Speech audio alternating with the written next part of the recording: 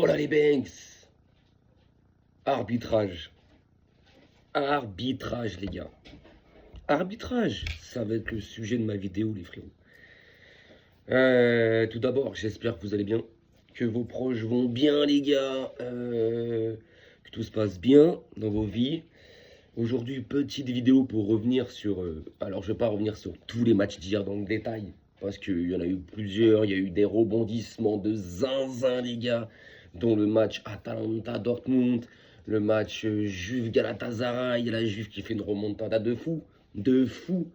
Le match Real Benfica, le match Paris-Monaco. Je veux surtout rester axé sur ce match-là. Surtout que moi hier, j'ai vu aucun match, les mecs, j'étais au taf. Je suis rentré, il devait être minuit passé. Donc j'étais au taf, j'ai vu aucun match, les frérots. J'ai juste vu plusieurs résumés après, et dont un de Paris-Monaco très long, très long. Et puis après, j'ai pu lire, voir d'autres débriefs. Donc, avec ce que j'ai vu, je sais, je peux me faire concrètement un avis sur ce match-là. Ouais, arbitrage, les mecs. Arbitrage, c'est pour ça que j'ai sorti la tasse Mickey, ouais. C'est un arbitre, ça. Il a la balise. Ça, c'est Luis Enrique, ça. Voilà, ça, c'est Enrique qui part du Parc des Princes avec les balises. Pourquoi arbitrage, les gars? Concrètement, alors, de ce que j'ai lu partout, et en tout cas le résumé que j'ai vu, en fait, il fallait que Paris se qualifie. Voilà, c'est le tenant du titre de la LDC. Par rapport à Monaco, malheureusement, ces dernières années, Paris a beaucoup plus de prestige. Donc il fallait que Paris se qualifie en huitième de finale, les mecs. Mais c'est scandaleux ce qui vient de se passer. C'est scandaleux. Déjà, je pense que le PSG n'a pas besoin. Alors on sait que Monaco est une bête noire du PSG. On sait que Monaco réussit souvent face à Paris. Que ce soit à Louis II à Monaco ou au Parc. On sait que Monaco, c'est une équipe qui réussit beaucoup face au PSG. Mais là, Paris n'avait pas besoin de ça, en fait. Déjà, au match aller, c'était criant hein, sur la réduction du score de Désiré Doué. Quand le PSG revient 2-1, il y a faute de Doué lui-même sur Vanderson qui l'empêche de continuer l'action. Pour moi, le but, tu vas voir la VAR, tu l'annules. En deuxième mi-temps de ce même match aller, il y a main de Marquinhos qui n'est pas sifflée alors qu'elle est criante, elle est voyante. Donc deux faits de jeu énormes, mais que l'arbitre, rien du tout. Hein, rien du tout. Par contre, quand il faut donner des cartons rouges à Monaco, ça il y va. Au match aller, Golovin, il n'y a pas de souci, il y avait rouge. Sur ça, j'avais rien dit. Hier, hier les mecs, à quel moment il va pas avoir la VAR sur le rouge qui donne à Koulibaly, le joueur de Monaco? À quel moment il va pas avoir la VAR? Parce qu'il n'y a pas de rouge, il n'y a rien, les mecs. Il y a simulation d'Hakimi, en fait. Hakimi, il surenchérit sa chute. C'est lui qui met son pied. Mais il y a simulation grotesque. Normalement, tu dois aller voir la VAR.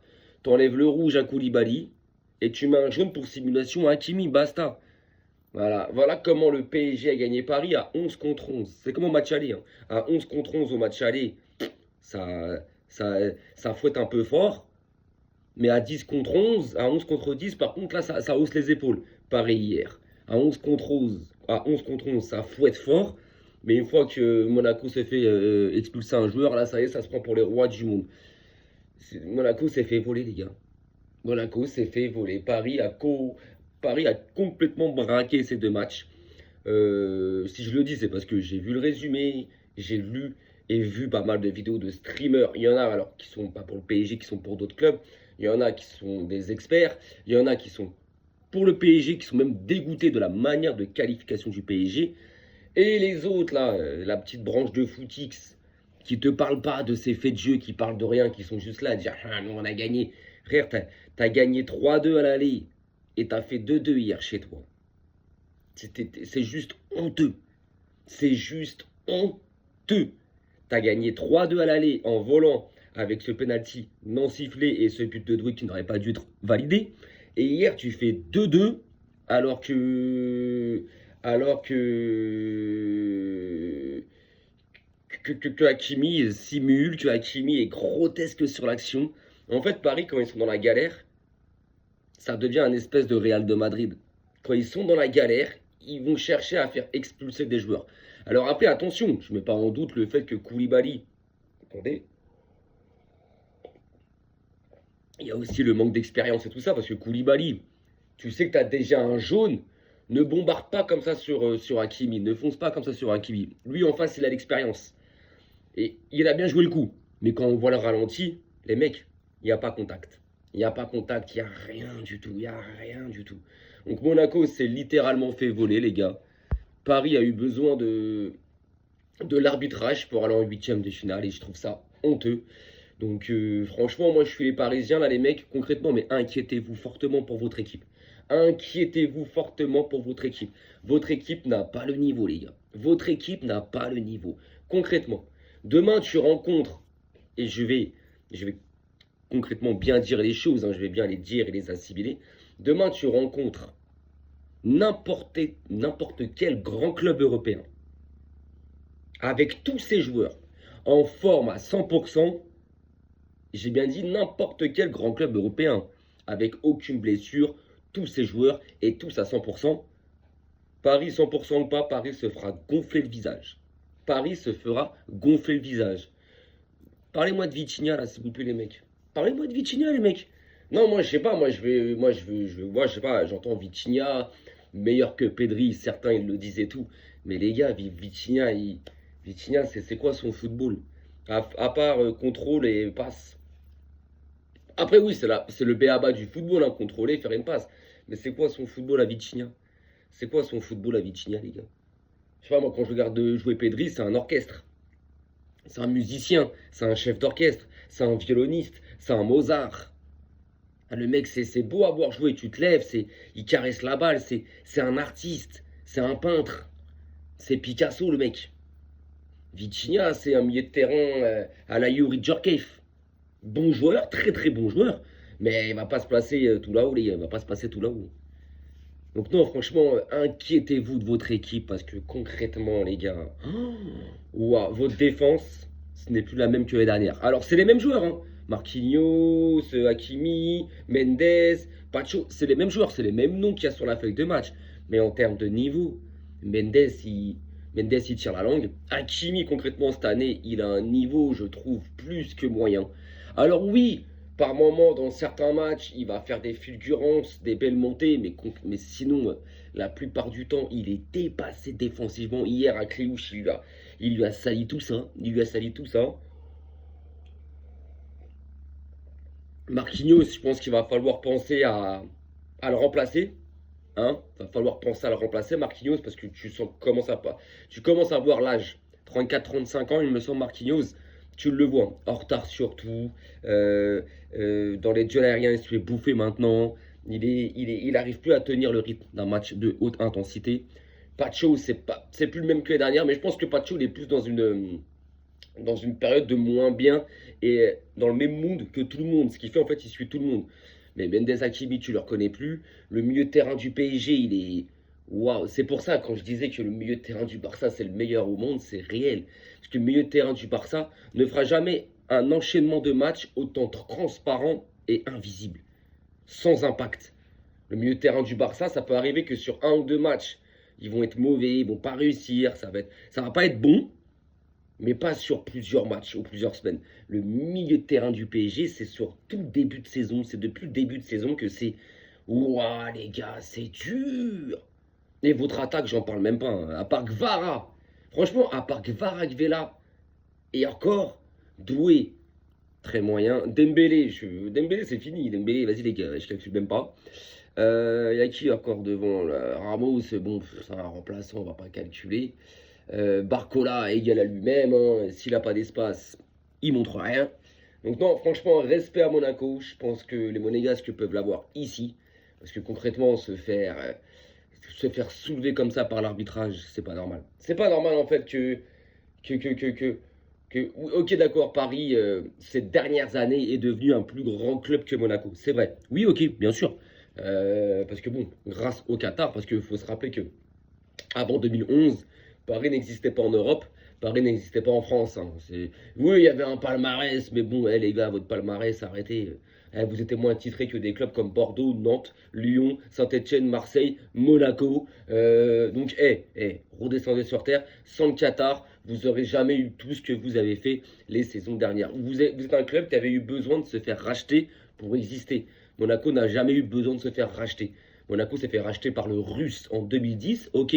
Mais avant 2010, Monaco avait déjà fait des demi-finales de Ligue des Champions plusieurs fois, des quarts de finale de Ligue des Champions plusieurs fois, une finale, deux finales de Ligue des Champions, avait déjà 7 ou 8 titres de champion de France. Voilà, ils n'étaient pas à deux pauvres titres de champion de France. Ils n'étaient pas à... Bref, donc Paris, c'est vraiment le club qui a attendu de se faire acheter pour exister. Donc moi, franchement, là, je suis parisien, je me cache un peu, là, je me cache un peu.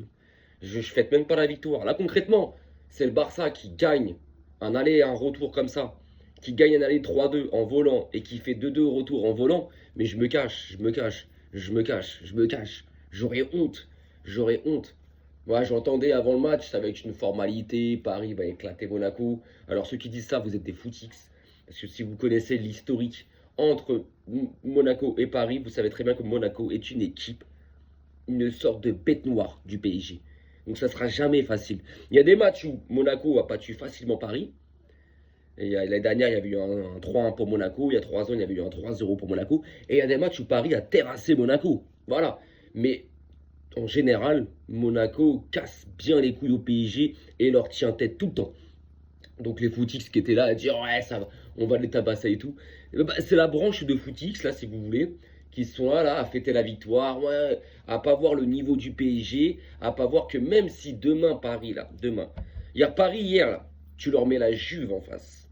Tu leur mets la Juve d'hier qui a fait remontada contre Galatasaray. Ils avaient perdu 5-2 en Turquie la Juve. Hein. Ils avaient perdu 5-2 en Turquie les mecs, la Juve. Hier, il fallait qu'ils mettent 3 buts pour se qualifier. Ils ne se sont pas qualifiés.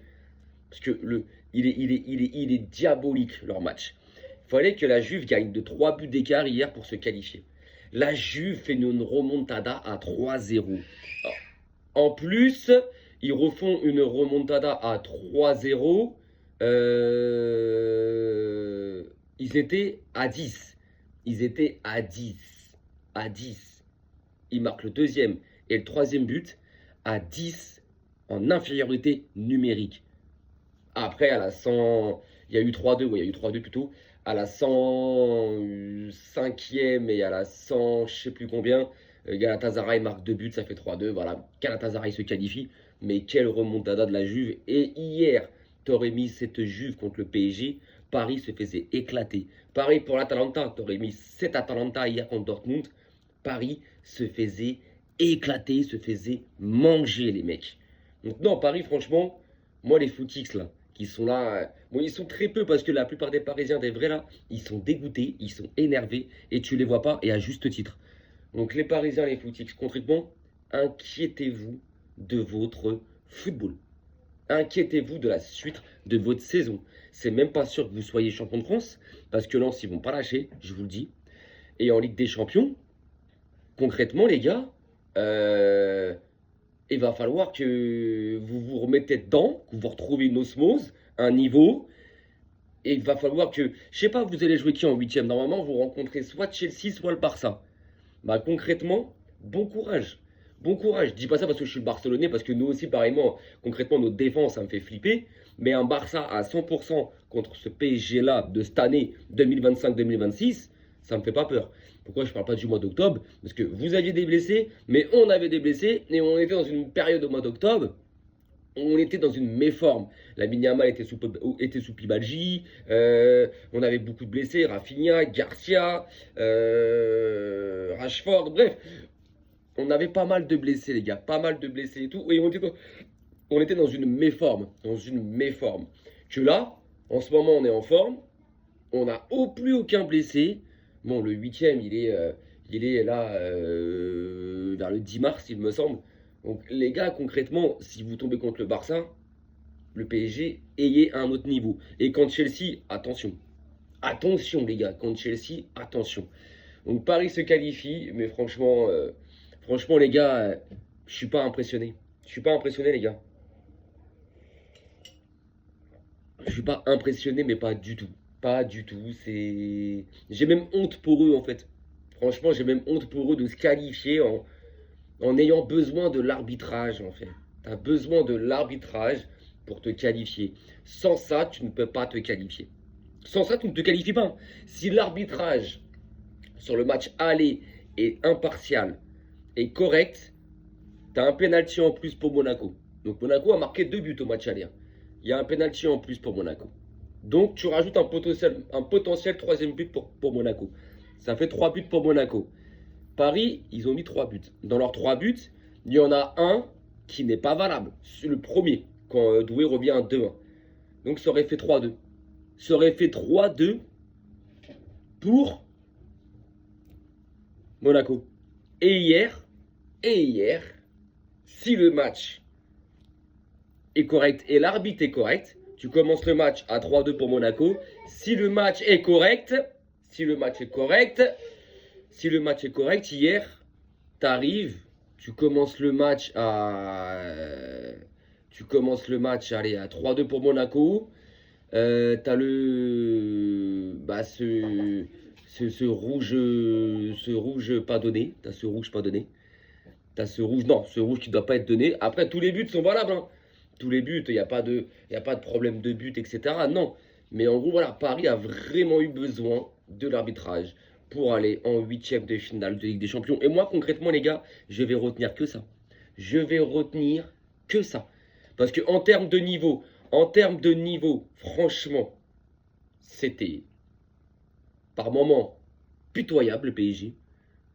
Et sur 4 mi-temps, Monaco, mais les a dominés, mais pratiquement 3 mi-temps, les mecs. Il y a 2 mi-temps pleines où Monaco les domine. Et il y a une troisième mi-temps où il y a 25, il y a 20-20. Allez, il y a 20-20. Donc on peut dire 3 mi-temps, pratiquement. Mais franchement, hier, tu vois la première mi-temps Monaco, Paris n'existe pas. Paris n'existe pas. Voilà les frérots. Bon, en tout cas, les gars, je pense que c'était assez comme résumé. Le Real, j'ai pas vu le match, j'ai pas vu de résumé, j'ai rien vu du tout, donc je vais pas m'amener là-dessus. Je sais qu'ils ont gagné, je crois qu'ils ont gagné 2-1. Benfica, dommage. Benfica, dommage. Pourtant, Benfica ouvre le score à la 11e, ou à la 12e, ou à la 16e. Bref, Benfica ouvre le score dans les premières 20 minutes. De là, tu dis, allez, tu peux assister à quelque chose et tout, mais Benfica ne sait pas garder un score. Benfica ne sait pas se qualifier. Benfica, ils sont adeptes de se faire éliminer en barrage, de toute façon, ou en 8e. Écoutez, les gars, voilà. Si hier, vous aurez vraiment porté vos coronets et vous aurez joué votre football à fond, je pense qu'il y avait moyen de faire quelque chose. Mais ce n'était pas le cas. Et je pense que l'absence d'Mbappé aide énormément le Real de Madrid. Ouais. Parce que quand ce mec-là est là, ça handicape l'équipe. Quand ce mec-là n'est pas là, ça décharge un petit peu les joueurs de cet handicap qu'il y a. Voilà. Bon, les frérots, sur ce, je vous souhaite une bonne journée. Passez un bon moment. Bon courage pour ceux qui sont au travail. Force pour ceux, je pense qu'il n'y a pas d'école, c'est les vacances. Donc voilà. Les frérots, tchuss. Jusqu'à le Barça.